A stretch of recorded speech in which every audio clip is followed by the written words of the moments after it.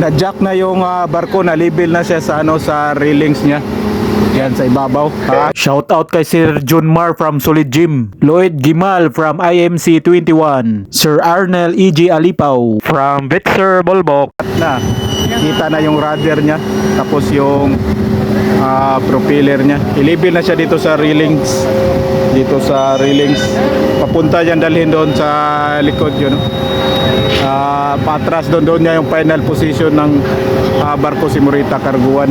Ngayon naghihintay pa lang kami na maatras na yung barko yan, si MC1. Dami na siya mga tahong, puno-puno na ng tahong, barnacles siya. Shout out kay Sir Bong Cervantes Bandi. Ito yung yung jack na amakyat sa barko, na ito yun, yung kadina niya, nihila siya kadina. Tapos gine-jack up, babaw hanggang maangat yung barko. Marami ito, ilang piraso to papunta doon, dami yan, 30 tayo, 60, dami galing dito. Tapos yan na-jack na yung barko. Ito yung barko na jack. Shout out kay Captain Onyol Alcover Abarkis. Tapos pag jack nito, atras na to, papunta doon. Shout out kay Chief Engineer Nald Cabalis Tampus. Una na silang sumakay nito sa hinila na sila pakyat dito sa crane. Si third mate, si chief mate, tapos si second mate, tapos si G's Oiler. Akyat na siya dito.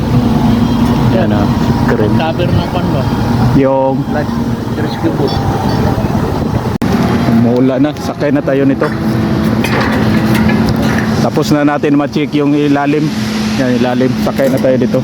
Kung nagustuhan mo yung video, baka naman please like and follow para updated ka sa sunod na video. Yan, okay na, angat na tayo. Yan na, mula na. Sama natin yung Mula na. mula na.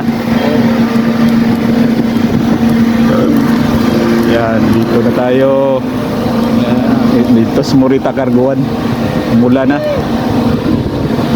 Shout out yan, same. Nangat na tayo dito sa baba. Nandiyan na, ulan. Ulan na.